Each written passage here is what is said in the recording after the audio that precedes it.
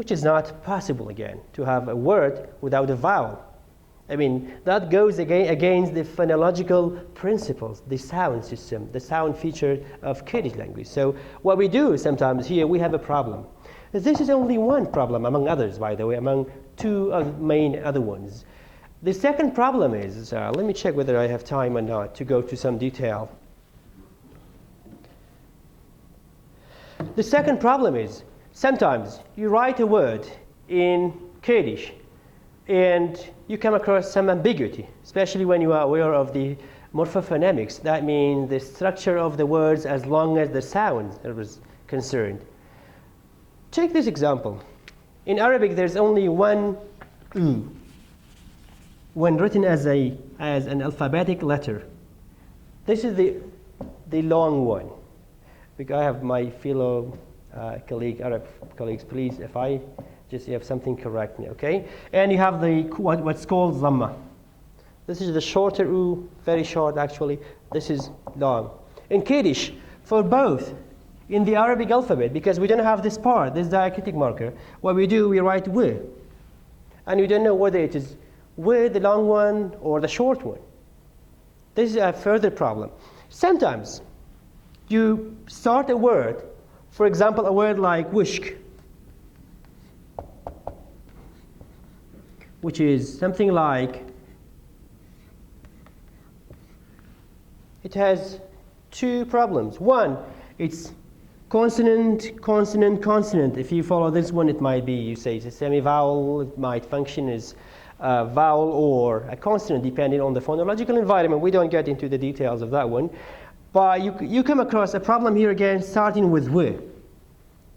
We don't usually start with a long W in Kurdish. It's always a short one. But if you write it this one, sometimes it becomes something like long, okay? In the orthography, you don't know what to do. Some people do this. They say wishk. By the way, wishk means dry. Like dry clothes in, I'm sorry, this is not, yeah, dry. So some people write it that way, some this way. A further problem is regarding the case where you have two vowels, two E or O or U, and you don't know which one is the vowel. For example, you say from the elementary school, in Kurdish you say, from the elementary school you say, in Kurdish you say,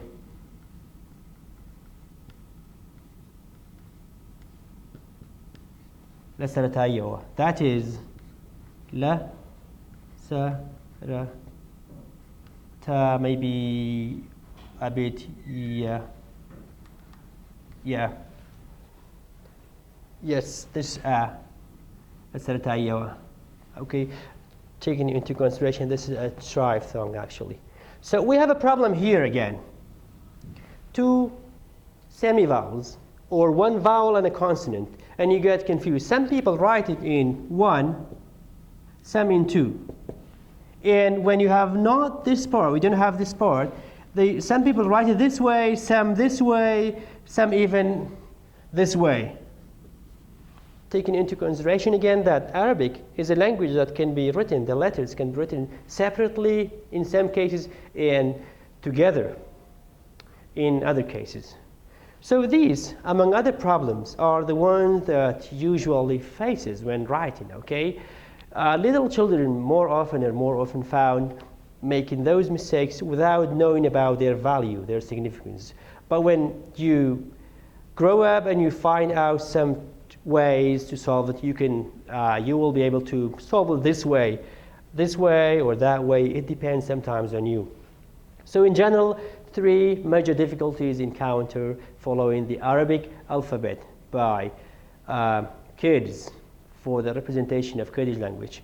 One is about the phonological structure, the consonant clusters of the words, I mean the sound structure of the words, that Kurdish is a CV structure. I have many examples over there.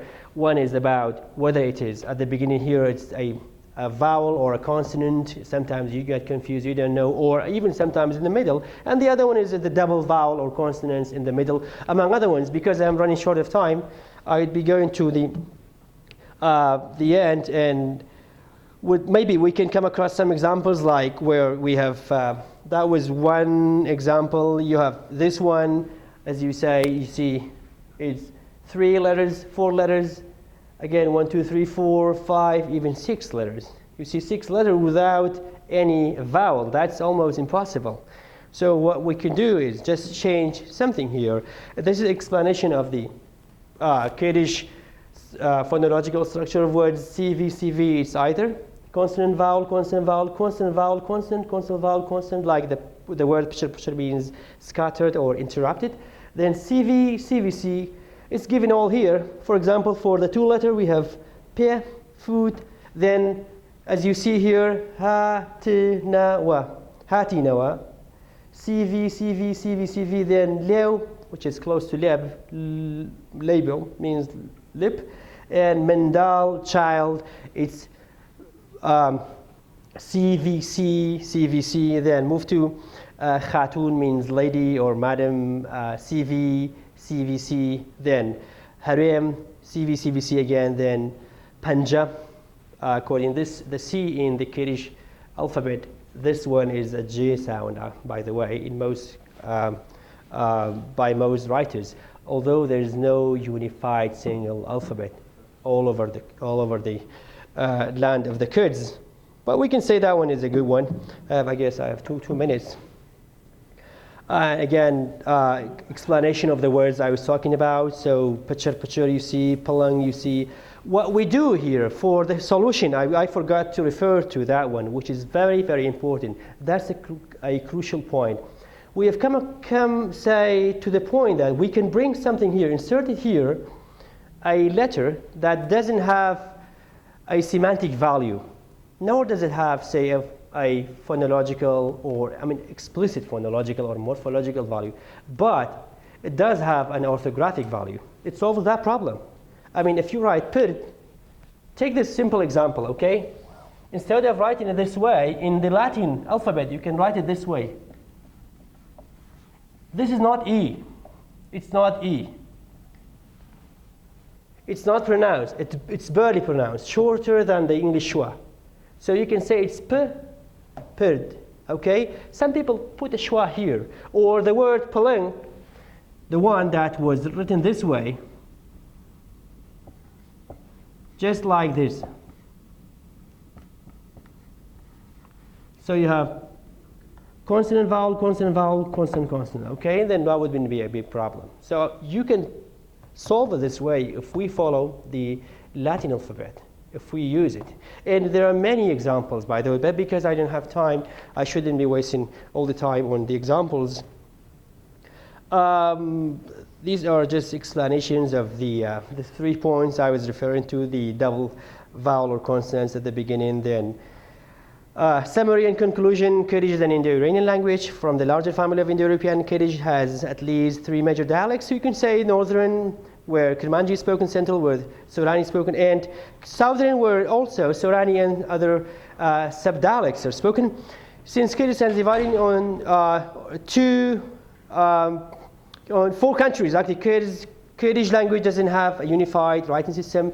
Turkey, the Turkish part, and the Syrian part, they follow the Latin, modified Latin alphabet. The Kurds of Iraq and Iran, approximately about, actually in Iraq, maybe not exceeding 5 million, in Iran about 7 million. That means about 12 million people. We follow the Arabic alphabet with the problems having been maybe set apart or stand by, just waiting for some solution. Latin alphabet seems to be better represent Kurdish words since it solves the 3 main problems: complete consonantal words through the schwa, providing the schwa, the E, short or long semi-vowel distinctions with the one I referred to, and the last one, vowels and semi-vowel distinction, whether it's a vowel or semi-vowel, depending on the phonological environment. In the Arabic one, it's not as clear, as explicit as in the Latin one.